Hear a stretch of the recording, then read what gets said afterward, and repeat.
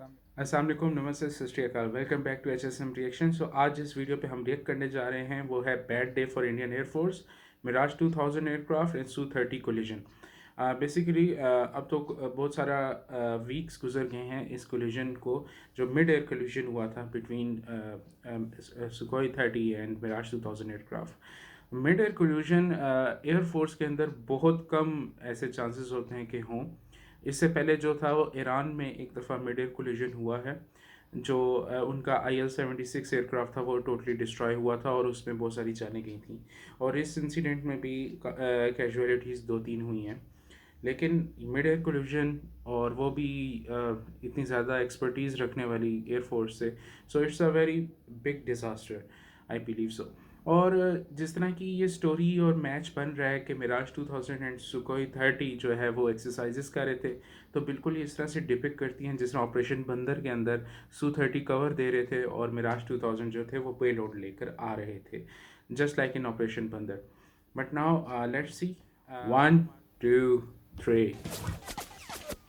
आप देख रहे हैं अल्फा डिफेंस हिंदी में आपका स्वागत है।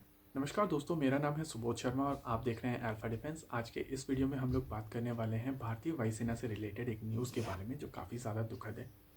आज भारतीय वायुसेना के 2 एयरक्राफ्ट हवा में कोलाइड कर गए, जिसके चलते 2 एयर क्रैश हुए हैं। शुरुआती दौर में कहा जा रहा था कि 3 एयर क्रैश हुए हैं और एक ग्वालियर के पास मोरैना में हुआ है और हाँ, काफ़ी दूर दूर ये जिसमें 2 जहाज़ फाइटर गिरे थे, जेट्स कोई हैं एक गांव में और दूसरा एक गाँव में। भरतपुर के पास में हुआ है। लेकिन इन रियलिटी केवल एक ही इंसिडेंस हुआ था जिसमें 2 फाइटर जेट आपस में हवा में कोलाइड कर गए थे और ये फाइटर जेट्स थे भारतीय वायुसेना का सू-30 MKI और मिराज 2000। अगर पायलट्स की बात की जाए तो एक पायलट हम लोगों के बीच अब नहीं रहे हैं और ये बहुत ज़्यादा दुखद खबर है।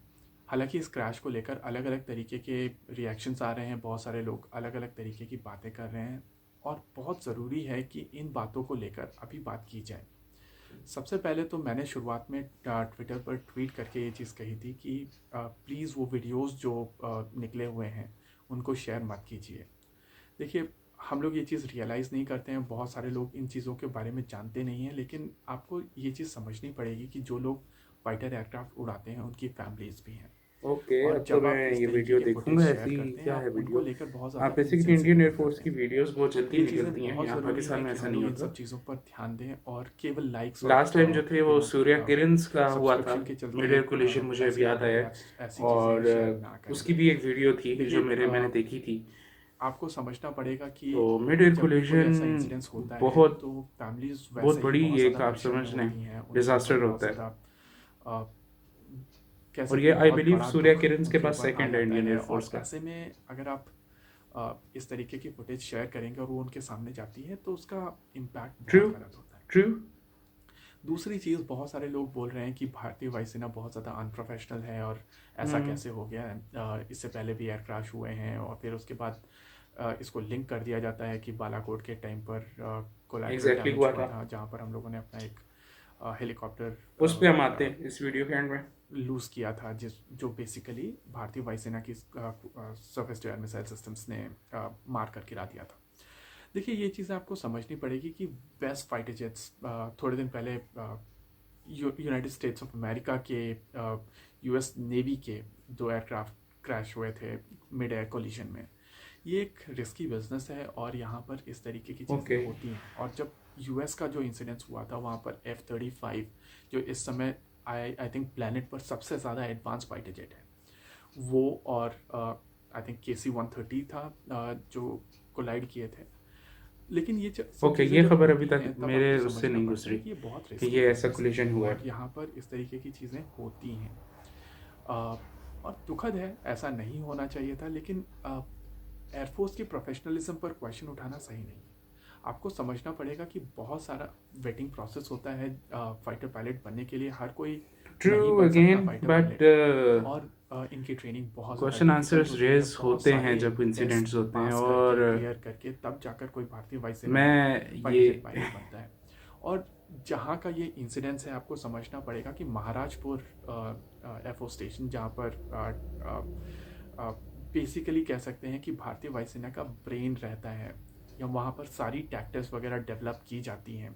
मिराज 2000 वहाँ पर हैं और दूसरी स्क्वाड्रन बिल्कुल की इसी तरह फाइटर का वहाँ पर जाती हैं। पाकिस्तान एयरफोर्स का भी है और सरगोदा ये में जो इंसिडेंट्स हुआ है इसके मुसफ चलते एयरबेस आपको जो समझना पड़ेगा पाकिस्तान कि की सबसे एक्सीडेंट बड़ी है एयरबेस है। और एक्सीडेंट्स होते हैं, दुखद है लेकिन होते हैं। दूसरी चीज़ कही जा रही है कुछ लोगों की तरफ से कि Su-30 MKI आगे क्यों गया या अ, वापस आने की कोशिश क्यों नहीं की गई। देखिए आपको समझना होगा कि जब फाइटर पायलट अपने एयरक्राफ्ट का कंट्रोल खोता है तो वो हवा में ऊपर जाता है, वो अपनी एल्टीट्यूड को बढ़ाता है ताकि वो कंट्रोल वापस ले सके।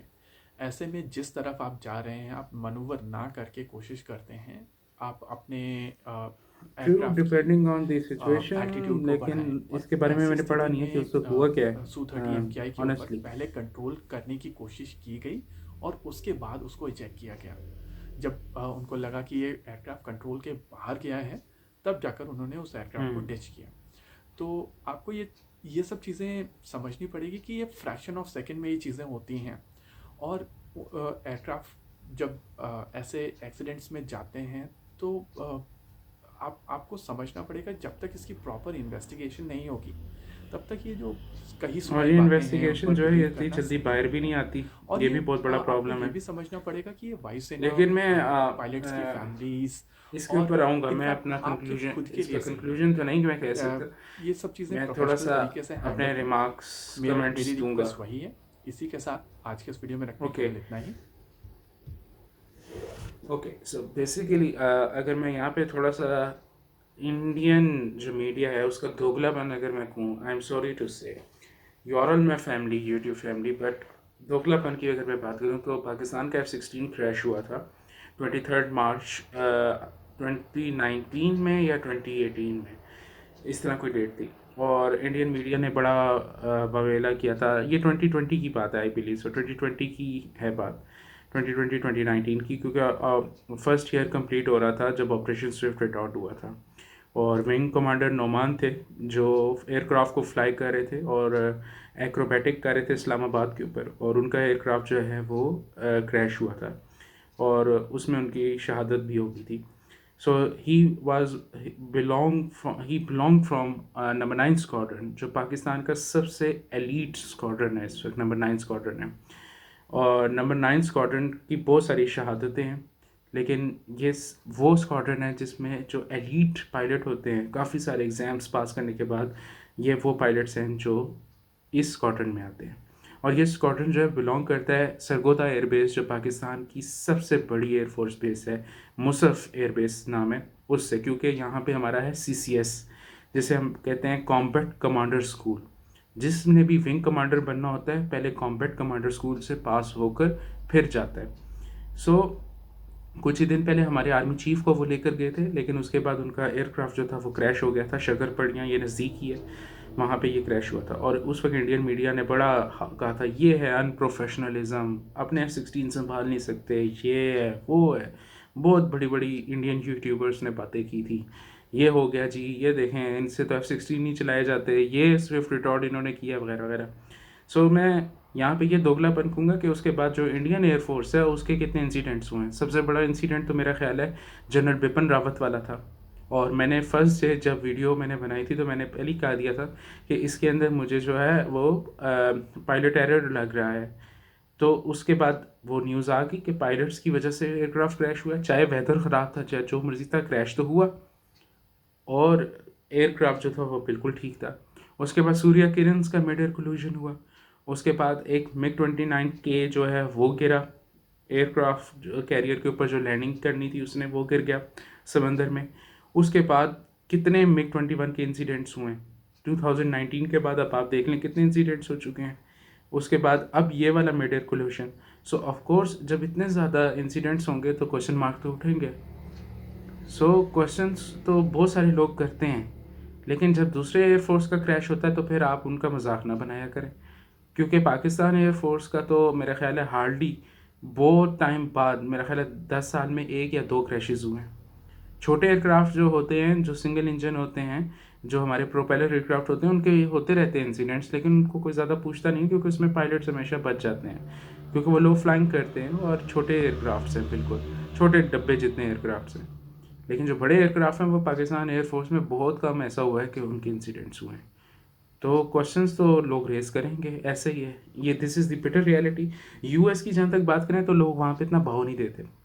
सच्ची बात यह है कि उनके साथ वो लोग इतने ज़्यादा टच ही नहीं है जितने हम लोग अपनी एयरफोर्स मिलिट्री के साथ जितना टच है हमारा। इंडियन एयरफोर्स होगी, पाकिस्तान एयरफोर्स होगी, हम लोग दिल से मोहब्बत करते हैं अपने सोल्जर्स के साथ। सो ऑफ कोर्स ये बिल्कुल जो भाई साहब हैं ये बिल्कुल ठीक कह रहे हैं कि आप ये काम ना क्या करें जिससे उनके फैमिलीज़ को दुख हो, सिर्फ व्यूज़ लेने के लिए ये काम ना क्या करें।